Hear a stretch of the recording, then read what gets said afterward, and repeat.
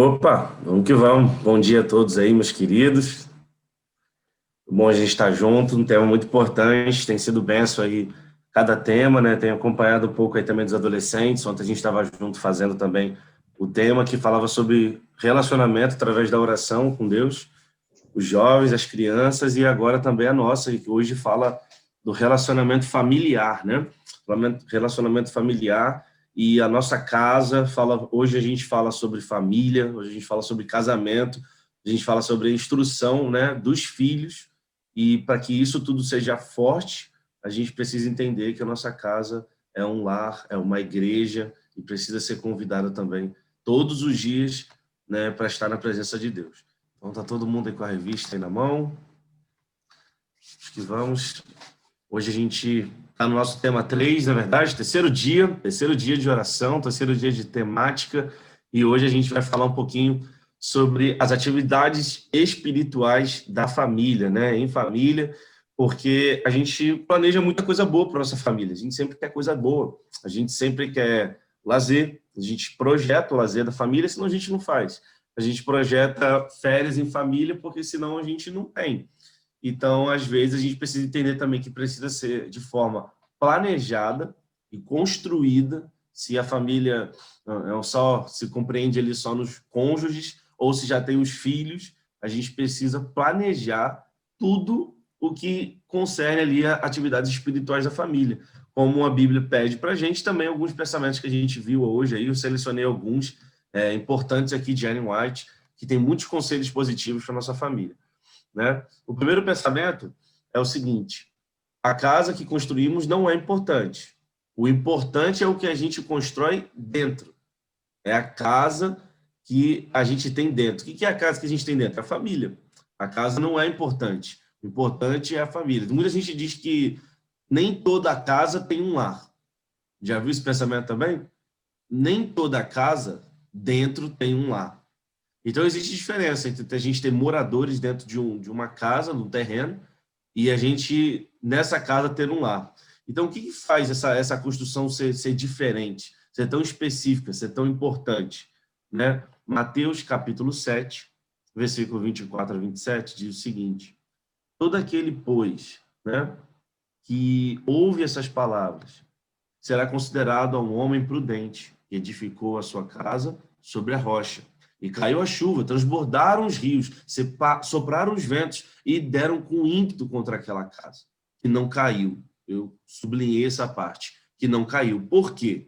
Porque fora edificada sobre a rocha. Todo aquele que ouve essas minhas palavras e não as pratica será comparado a um homem insensato. Edificou a sua casa sobre a areia. Aí caiu a chuva, transbordaram os rios, sopraram os ventos e deram com ímpeto contra aquela casa. E ela desabou, sendo grande a sua ruína.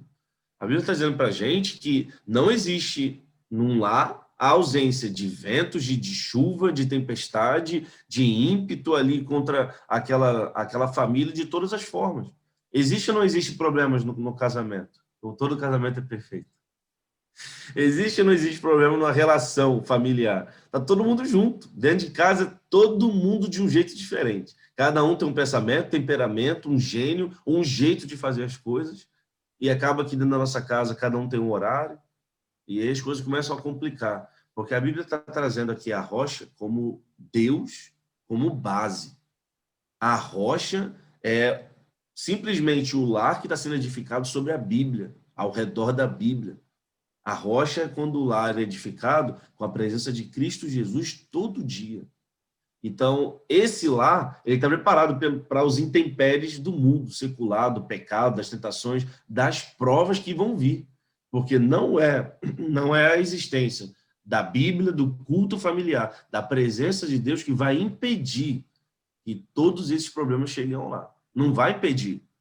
Vai tornar o lar forte, firme, bem estabelecido. Não é que fazendo isso o nosso lar vai ter a ausência de todas essas provas e todos esses desafios. Então, assim, falando sobre casamento, a Bíblia pede para a gente que a gente tenha a Bíblia como um manual de instruções, a oração como a arma mais poderosa. E dessa forma, os cônjuges sábios vão fazer desses manuais os seus princípios de relacionamento.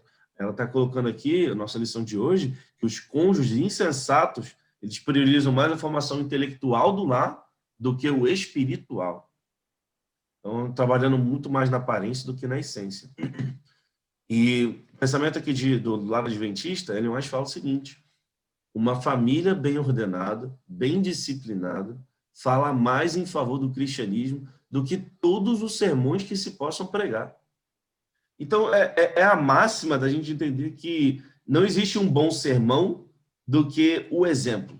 Não existe sermão melhor do que o exemplo, do que o testemunho. Então, a família que está alicerçada sobre a rocha, uma família que está com a Bíblia como manual, vivendo princípios espirituais para a formação da família, para o relacionamento da família, é uma família que está pregando um sermão muito mais poderoso do que qualquer coisa que seja apresentada em um púlpito. Então, assim, aí ele colocou o casamento como o princípio, o pai e a mãe, encontrando ali nos filhos auxiliares para que essa vizinhança, o testemunho da família, da comunidade, seja positivo, né?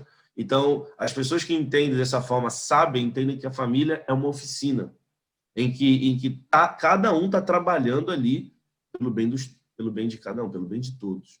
Então, dessa forma, os pais que entendem dessa forma, eles estão priorizando a relação espiritual que eles querem transmitir para os seus filhos.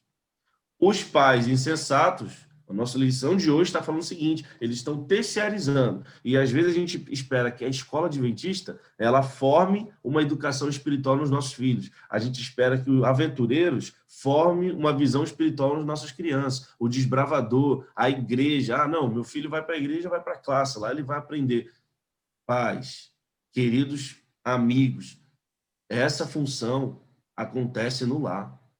Essa função é a função de vocês. É a função dos pais, do pai e da mãe, como de forma específica a nossa lição está trazendo para a gente hoje. O pai representa o legislador divino em sua família. Ele é o sacerdote do lar.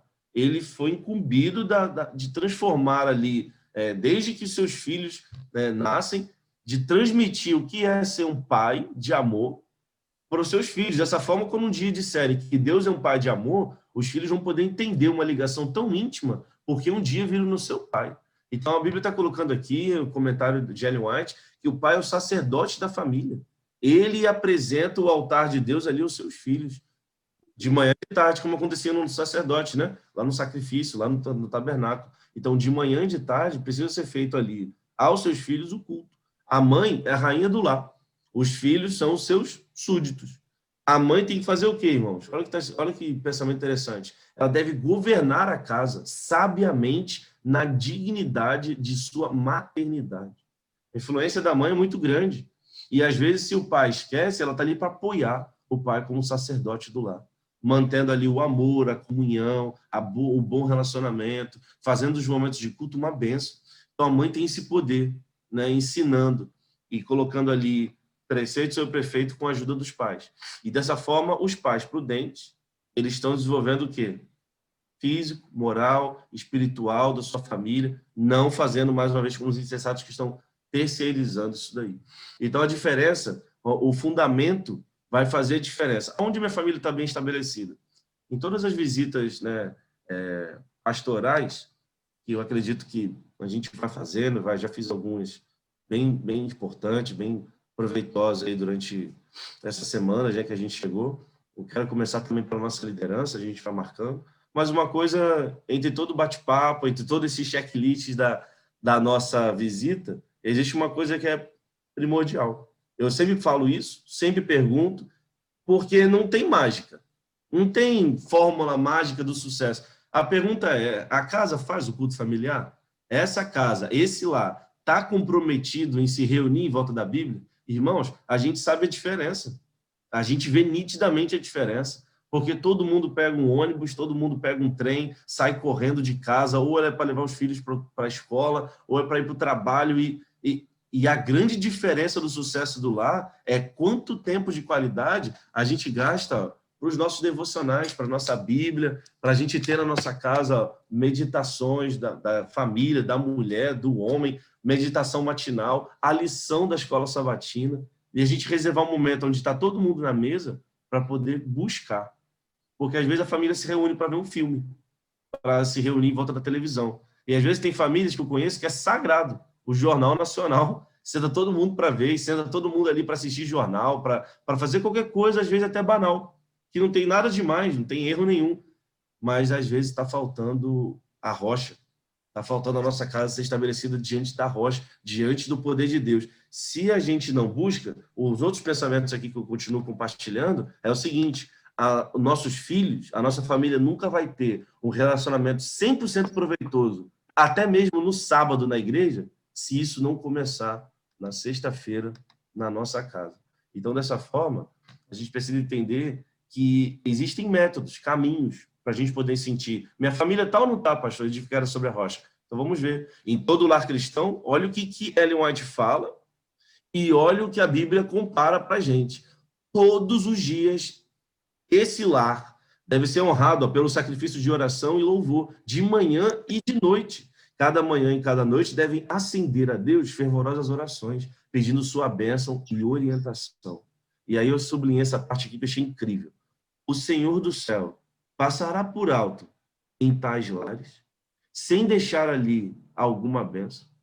Será que quando Deus vê uma família reunida em volta da Bíblia, em comunhão, lendo a meditação antes de sair, fazendo a oração conjunta de manhã, com a família reunida, ou à noite antes de dormir, é uma família que não se despede quando o filme acaba na TV, não se despede quando desliga a TV, vai todo mundo dormir, todo mundo mexendo no celular e cada um nas redes sociais? Será que quando Deus vê uma família que quer ser edificada sobre a rocha, ele vai passar por alto nesse lar e não vai deixar ali nenhuma bênção? Então, eu sublinhei isso daí e fiquei pensando, será que Deus faz isso ou será que Deus faz diferente? Quando ele recebe uma família que está buscando algo a mais. Então, assim, sublinhei algo aqui também nessa questão de colocar nossa família sobre a rocha.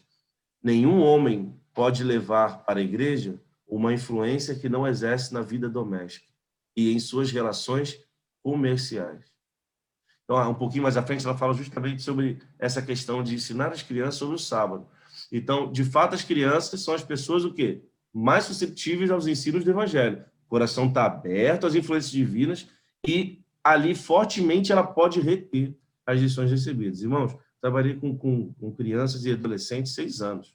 E uma vez que você promete uma bala para uma criança do pré-1, da pequenininha ali, 6, 7 anos, já era. Ou você cumpre ou você cumpre. Um dia eu passei na sala do pré-1, contei uma historinha da Bíblia, e ali fiz uma atividade, brinquei com eles e tudo mais, e falei o seguinte, falei, ó, todo mundo que estiver respeitando a professora, acertando as continhas matemáticas e lendo sem gaguejar, sem titubear, sem engasgar, brinquei com eles, se estiver lendo direitinho, eu vou passar aqui e vou dar uma bala para a turma toda. Irmãos, ele passou, fiz a promessa, isso aí esqueci, obviamente a gente esquece, a gente adulto esquece, e aí passou ali 2 meses, eles fizeram as primeiras provas de leitura de matemática, e aí passou uma criança no corredor e falou, pastor, minha bala. Eu falei, bala? Eu falei, que bala? Que isso, jovem? Que bala é essa aí? Pastor, minha bala. Quando é que você vai passar na minha sala e vai me dar minha bala? Pastor, eu quero minha bala. E ficou me cobrando. Aí eu lembrei que o dia que eu tinha ido lá, eu tinha prometido. Ai de mim se eu não cumpro. Passei lá de novo, fiz questão de contar outra história e fui com um saco de bala. Perguntei para o professor se estava todo mundo lendo direitinho. Eles disseram, questão, pastor, deixa que eu leio, eu leio. Então, assim, quando a gente fala algo espiritual para os nossos filhos, eles escutam. A gente acha que, às vezes, as crianças elas não querem ouvir, não têm paciência. Ah, pastor, conhece meus filhos. Toda ação que a gente faz para que possa impregnar um pouquinho do caráter espiritual nas nossas crianças, nos nossos filhos, pode ter certeza que algo fica ali. Mas também o que a gente precisa fazer? O que a gente precisa fazer? Como a Ellen White está pedindo aqui em Testemunhos Seletos. Não permitir que qualquer espécie de trabalho pessoal possa acontecer durante o sábado. A gente tem 6 dias de trabalho para fazer. O que eu sublinhei aqui? A sexta-feira é o dia de preparação. É um tempo dedicado a fazer tudo o que é concernente aos preparativos do sábado. Se a nossa casa, se a nossa vida, nossa família não se acostumou a receber esse dia com ansiosidade, com anseio no coração, entendendo que vai ter um culto especial, que tem algo dinâmico, que é feliz, que é alegre, que vai cantar música, que todo mundo vai participar. Que, olha uma coisa interessante que a Ellen White fala até mais à frente, ela fala que quando as crianças elas são convidadas a ler a Bíblia, a ter participação no culto, gera responsabilidade, gera prazer, gera alegria. Dessa forma, a sexta-feira começa o sábado na nossa casa. A gente acha que o sábado começa quando a gente vai para a igreja. O sábado começa dentro do nosso lar. Às vezes a gente cobra bom comportamento das crianças, dos adolescentes e por aí vai, dos nossos filhos, na casa do Senhor no sábado. Mas isso não acontece dentro da nossa casa. É uma correria, a casa não está arrumada, a gente está, Deus o livre, mas acontece de vez em quando, mas a gente está abastecendo o carro, a gente está dentro do mercado na hora do sábado. É corrido? Acontece para todo mundo? Acontece. Às vezes tem que abastecer o carro no sábado porque correu a semana toda e não teve outro tempo. Mas, irmãos, a gente precisa se preparar. Precisa fazer da sexta-feira o dia de preparação. As mulheres não terminaram de embalsamar o corpo de Jesus no sábado, porque sexta-feira é o dia de preparação. As primeiras que viram Jesus ressurreto é porque voltaram no domingo, porque não continuaram a embalsamar o corpo de Jesus no sábado. E às vezes a gente deixa dentro da nossa casa a sexta-feira à tarde como qualquer outro dia, menos o dia em que vai chegar o dia mais espiritual, especial, abençoado, santificado e de descanso da nossa semana, que é o sábado. Se a nossa família não vê assim, se a minha esposa não vê assim, parte de mim. Se os meus filhos não veem assim, quem sabe o meu exemplo está sendo suficiente. Então a gente precisa fazer essa reflexão. A casa que é construída sobre areia, ela gasta menos, mas a durabilidade é curta. Se a nossa família é edificada sobre a rocha, a gente não precisa ter medo de entregar essa obra para ser realizada no nosso lar pelo Espírito Santo. Então, para a gente encerrar aqui nossa reflexão, tem vários textos bonitos da Bíblia e também de Ellen White no dia de hoje que a gente poderia grifar na nossa revista. Eu penso o seguinte: nenhuma obra de construção ou de reconstrução é tarefa fácil, mas ela é compensadora. Nenhum sucesso compensa o fracasso da família. Trabalho é importante, lazer é importante, ter recursos para a nossa família, trabalhar para ter uma boa condição de vida, um conforto dentro de casa para a nossa família, instrução para os filhos e por aí vai, realizar sonhos familiares são importantes. Mas a nossa lição de hoje, falando sobre atividades da família, ela está focando em uma que não pode se perder. São as atividades familiares espirituais. Então, para a gente encerrar o nosso tema de hoje, a gente precisa entender que a gente precisa de tempo de qualidade, horários definidos.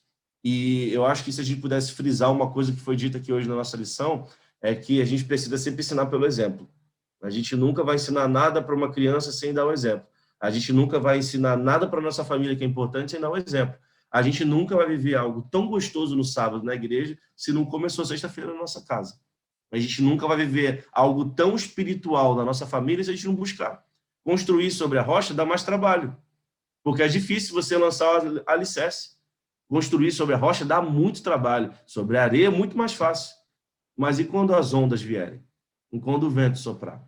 E quando a tempestade vier para derrubar, para mexer nas estruturas do seu casamento, mexer nas estruturas da sua relação com seus filhos, quando entrarem na adolescência, quando as amizades forem as que não são as melhores, quando o desafio de ler a Bíblia acontecer dentro da sua casa, quando o interesse for pouco e por aí vai. Então, irmãos, estabelecer a sua família, o seu lar, sobre a rocha dá trabalho, mas é muito mais proveitoso ter trabalho para construir do que para reconstruir. Reconstruir dá mais trabalho. Reconstruir gera mais esforço e às vezes é mais difícil. Então, para a gente, o motivo de oração hoje é que o Espírito Santo de Deus tenha lugar na nossa casa, na nossa família, para poder habitar, para poder fazer a transformação que precisa, para fazer a obra que só Ele pode, para Ele achar uma família reunida, né, em volta da Bíblia e ter liberdade de fazer da nossa casa os planos de Deus sobre as nossas vidas. Então, no sábado eu preguei na igreja sobre aquele texto que eu gosto muito de dizer aqui, é o 47. A Bíblia fala que aonde aquele rio do Espírito Santo passa, ele traz vida, ele renova, ele purifica, ele lava, ele faz até mesmo o lugar que é deserto florescer e ter vida de todas as formas, em abundância, né? Como é cada vida em que Jesus acha lugar. Então, eu fico pensando, esse rio de água viva tem que passar ao nosso lar todo dia. Se a gente não está fazendo culto familiar, não está se reunindo em volta da palavra, é como o Ellen White colocou aqui. É como se Deus passasse pelas casas da igreja da Pavuna e se tem alguma que não está priorizando o momento espiritual, é como se Deus estivesse passando direto. Agora, no que ela fala, que quando Deus encontra uma família buscando, lendo a Bíblia e tendo meditação, comunhão, momentos de culto alegre, feliz na presença de Deus, quando ele passa, porventura passará a Deus sem deixar uma bênção no seu lar. Isso é muito forte. Achei isso muito, muito, muito assim, muito profundo. E para a gente contextualizar, irmãos, é a grande diferença. Lá aqui em casa a gente acorda cedo também. A nossa família, a minha família, que é eu e a Maria Eduarda, né, hoje não está aqui presente no culto, que a Maria Eduarda tá em trabalho esse final de semana, e a diferença é muito grande quando a gente vai para até a estação rodoviária. Né? Antigamente a gente fazia o culto, levava a Maria na associação e era tranquilo. Mas agora a gente tem que acordar mais cedo para a Maria pegar o trem, tá ali, e do trem ir até a associação ali da estação a pé. Então a gente recalculou o tempo, o horário, tudo, mas a gente já recalculou esse horário com o horário do culto. Então, Maria vem, faz a meditação dela, cada um lê a sua Bíblia, cada um lê a sua lição, e depois eu falei, amor, vamos ler a meditação? A gente faz a meditação e ora. E tem a meditação para casais, tem a meditação da mulher, e a gente tem que investir nesses materiais, irmãos. Às vezes a gente não fez a assinatura da lição, às vezes na nossa casa não tem uma meditação da família, a gente não comprou. Às vezes nossos filhos não têm uma Bíblia nova, uma Bíblia que é dele, não estão tendo a lição. Então, a gente precisa investir na nossa família. Por quê? Porque a diferença de começar o dia com a meditação, por mais que seja simples, é assim, surreal a diferença que existe quando você encontra Deus, Cristo, de manhã, do que quando você espera durante o dia para poder encontrar com Ele. Às vezes a gente não encontra com Deus de manhã, a gente se perde dele. As relações durante o dia são diferentes. Nosso trabalho não é tão abençoado. E quando a gente volta para casa, a gente quer ligar a TV mesmo e deitar cedo, descansar. E a gente não se preocupa em fazer o culto para poder dormir ou uma oração. Então, quando a gente começa pela manhã, uma coisa que a gente não pode prorrogar, o nosso dia é diferente. O nosso culto familiar faz com que a família saia para esse dia diferente. Então, que possamos pedir, né, irmãos? Que possamos pedir a atuação do Espírito Santo na nossa casa, para que ele ache ali um lar reunido sobre a rocha, para poder abençoar. Amém? Então, você vai colocar agora em oração, perante o nosso Deus, algo que você precisa entregar da sua família, seja na relação com os filhos, seja, né, no pedido de um pai, de uma mãe sobre os seus filhos, seja no pedido também de algo que você precisa entregar no seu relacionamento, no seu relacionamento com sua esposa, seu relacionamento com seu esposo. A gente precisa entregar isso nas mãos de Deus. A gente tem que entender que a gente precisa estar em melhoramento constante. Eu tenho percebido isso nos meus longos 2 anos de casado. Se a gente não entender que a gente está aprendendo sempre, todo dia, a melhorar um pouquinho o nosso caráter, nossa personalidade, nosso gênio, as coisas não vão para frente, a gente não avança, a gente não progride. Então, entregue alguma coisa do seu casamento nesse momento. Você vai ter 2 minutos para orar. Entregue algo do seu casamento, entregue algo que você sonha para os seus filhos. Entregue algo pensando na edificação do seu lar. Pastor, hoje eu não tenho um lar. Não, pastor, no meu lar falta algo. Então, entregue isso que está faltando hoje, nesse momento, pelo poder do Espírito Santo. Vamos fazer isso, então?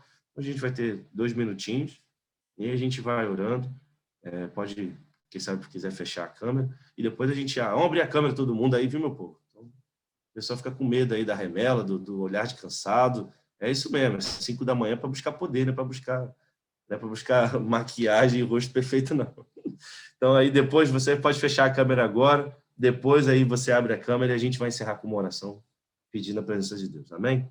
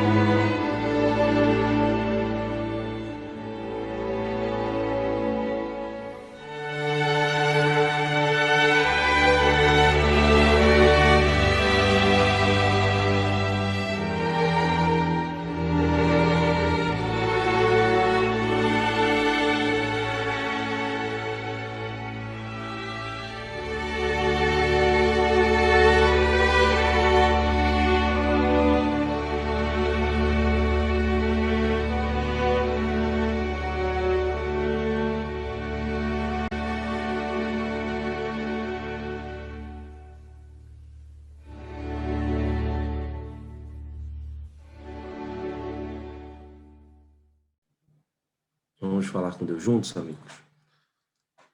Querido Deus, nosso grandioso Pai, muito obrigado, Senhor, pelo privilégio, Pai, da gente ter a oração como uma ferramenta de nos ligar até a Ti. Em qualquer momento, em qualquer lugar, quando a gente abre o nosso coração, existe também um céu aberto para ouvir. Um Deus que para, um Deus que dá atenção, um Deus que se importa com cada petição dos seus filhos, se importa com cada lar, cada família. E o Senhor é o dono de tudo, Pai. Só o Senhor merece toda a honra, toda a glória, todo o louvor. Só o Teu nome merece ser exaltado. E às vezes a gente precisa praticar mais isso dentro da nossa casa, Pai, para a gente ter um lar. Exaltar o Seu nome acima de todas as coisas.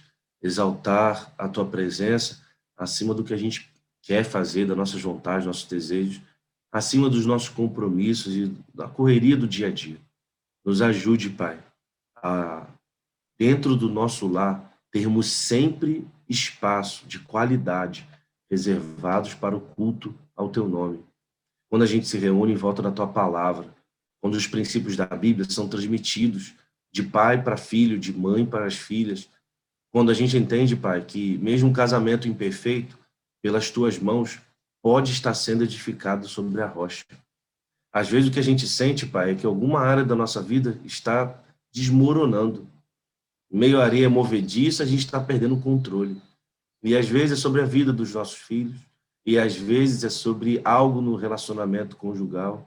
Então, por favor, Pai, que o Senhor, nessa manhã, encontre aqui, na Igreja da Pavuna, famílias que abriram a porta da sua casa para que o Teu Santo Espírito entre no casamento, no lar, na família, para fazer uma obra poderosa, Pai, de consagração, de transformação, de atuação por meio de nós. Precisamos reconhecer, Pai, que a nossa função nesse mundo é brilhar, é usar a nossa família para pregar o maior e melhor sermão que a gente puder. Entender que a nossa vida ela precisa ser baseada no testemunho, na fé e no testemunho. E essas obras falarão mais alto aos nossos vizinhos, à nossa comunidade, de que qualquer outro tipo de sermão. Ajuda, Pai, a restaurar aqui qualquer laço que tenha se desfeito no relacionamento matrimonial. Ajuda os nossos casamentos, Pai. Ninguém é perfeito, não existe casamento perfeito. Cada um tem um gênio, um temperamento, e cada um tem suas dificuldades, Pai. Que a gente possa reconhecer isso perante Ti e com humildade, Pai, lhe pedir que o Senhor nos ajude a ter um casamento proveitoso, alegre, feliz, de companheirismo, de intimidade, de felicidade. E o Senhor também abençoe, Pai, dando sabedoria a cada irmão aqui querido que é pai, que é mãe. Uma profissão que não tem folga, uma profissão que às vezes nos tira o sono e por aí vai. Então, nos ajude, Pai, ter sabedoria a todos que são pais e mães, que o Senhor dê o seu poder redobrado para ter a noção do entendimento de que são sacerdotes e sacerdotisas do lar, que precisam imprimir, Pai, com a Tua ajuda, o Teu caráter nos filhos, nas crianças, nos jovens, né, nos nossos adolescentes juvenis, que o Senhor capacite, Pai, os pais da nossa igreja, para que possamos ver nos nossos filhos também o amor que a gente sente por Ti. Que o Senhor, Pai, edifique nessa manhã a nossa casa sobre a rocha. A rocha é o Senhor, a rocha é a Tua palavra. Ali a gente vai estar firme. Pelo Teu poder não vai ter chuva, não tem tempestade, não tem areia movediça, não tem nada que abale as estruturas da nossa casa. Faça agora uma blindagem sobre o nosso lar. Retira do nosso lar o poder do inimigo, Pai. Repreende pelo Teu poder a ação do maligno nas provas, nas tentações, em tudo que ele acha espaço na nossa casa, nessa manhã, seja repreendido pelo poder do Teu Santo Espírito sobre as nossas vidas. Para que possamos sair desse culto aqui tendo a plena certeza de que a gente sai fortalecido, de que a gente sai acompanhado, de que a Tua obra vai encontrar o coração aberto para atuar do jeito que o Senhor nos pede. Que esses 10 dias de oração venham para abençoar a nossa vida, Pai. Venham para nos ensinar a termos disciplina espiritual, em buscar a Ti não somente 10 dias do ano, mas o ano todo a partir da comunhão que teremos agora, durante esse momento maravilhoso de oração. Esteja conosco, esteja com a nossa casa, nosso casamento, é o que nós lhe pedimos, Pai, entregando tudo isso pelo Teu santo nome, no Teu santo altar nessa manhã, em nome de Jesus. Amém. Isso aí, meus queridos. Deus abençoe a todos. Deus abençoe nossas famílias. Vamos abrir as câmeras aí para a gente marcar esse encontro? Vocês têm batido o selfie aí de todo mundo? Cadê o desafio? Estou desafiando o povo aí. Aí, ó.